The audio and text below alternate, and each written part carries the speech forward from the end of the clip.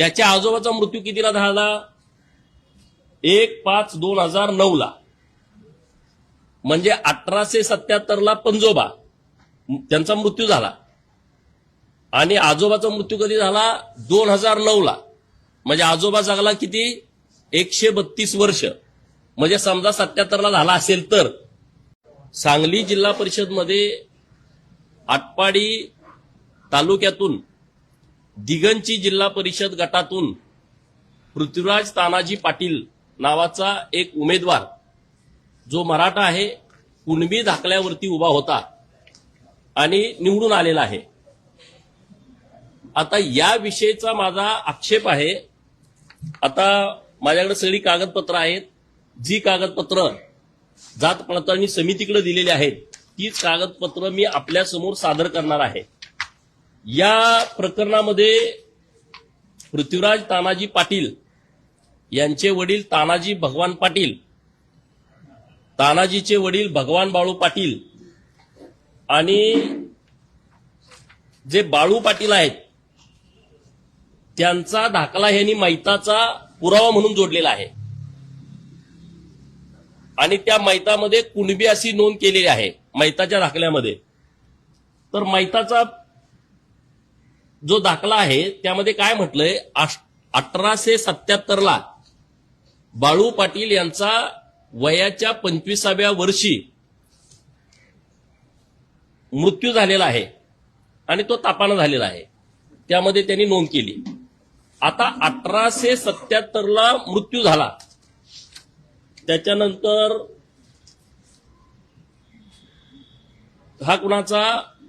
जो उमेदवार आहे त्याच्या पंजोबाचा, त्याच्या आजोबाचा मृत्यू कितीला झाला? 1/5/2009 म्हणजे 1877 पंजोबा त्यांचा मृत्यू झाला आणि आजोबाचा मृत्यू कधी झाला? 2009 म्हणजे आजोबा जगला किती? 132 वर्ष. म्हणजे समजा 77 झाला असेल तर तो जर 75 झाला असेल तर 134 वर्ष तो जन्मला. आता त्याच्या बापाचा जन्म कितीचा आहे? तानाजी पाटलाचा. तानाजी पाटलाच्या जन्माचा दाखला इथं जोडलेला आहे. तो दाखला आहे 12/5/73 म्हणजे 12/5/73 ह्याचा जन्म झाला तर तानाजीच्या बापाचं वय तेव्हा 98 वर्ष. आता मला हा कुठला असा पुरुष आहे की ज्याला 98व्या वर्षी पोरग जन्माला येत आहे? त्याच्यानंतर पण काही बहिणी आहेत त्याच्या, म्हणजे 100व्या वर्षी पण जन्माला आलेले आहेत. मुळामध्ये भगवान पाटील हा 75 ते 80 वयाचा असताना मेलाय. असं असताना 100व्या वर्षी पोरगा जन्माला आला, त्याचा बाप 132 वर्ष जगला. अशी खोटी कागदपत्र सरकारकडे जात पडताळणी समितीकडे सादर केलेले आहेत आणि तो दाखला काढलेला आहे. आता हे सगळे पुरावे मी घेऊन तुमच्याकडे आलोय. मी याची PDF फाईल तुम्हाला देतो. माझं म्हणणं आहे की जात पडताळणी समितीनं अशी कोणती कागदपत्र तपासली की ज्या आधारे यांना जातीचा दाखला दिला, जात प्रमाणपत्र दिलं. माझा आक्षेप आहे जात पडताळणी समितीवर. त्यांनी आमच्या उमेदवाराला निरोप पण दिला पडलेल्या की तुम्ही जर मला 30 लाख रुपये दिले तर मी आज हा दाखला रद्द करून टाकतो. आमच्या उमेदवारांनी स्पष्ट सांगितलं आम्ही काही पैसे देऊ शकत नाही. व्हॅलिडिटी कास्ट सर्टिफिकेट तर आधीच दिलं होतं, कास्ट व्हॅलिडिटी.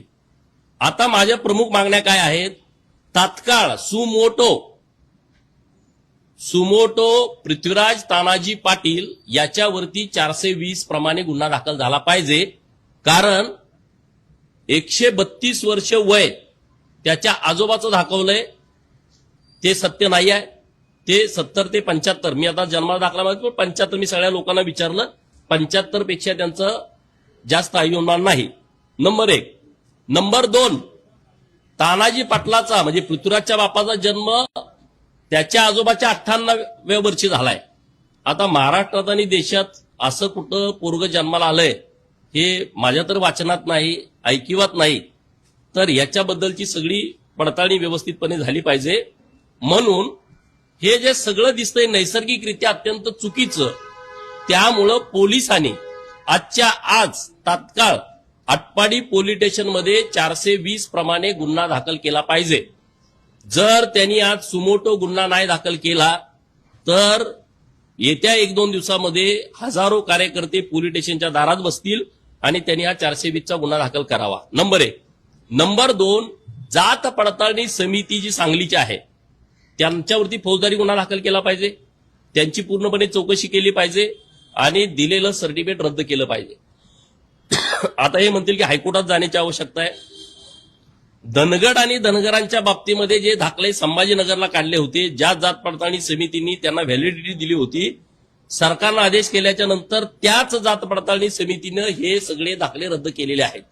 तशा पद्धतीनं हा दाखला रद्द करावा आणि त्याच्यावरती फौजदारी गुन्हे दाखल करून जिल्हा परिषदचं सदस्यपद रद्द करण्यात यावं, ही माझी मागणी आपल्या माध्यमातून सरकारकडे आहे.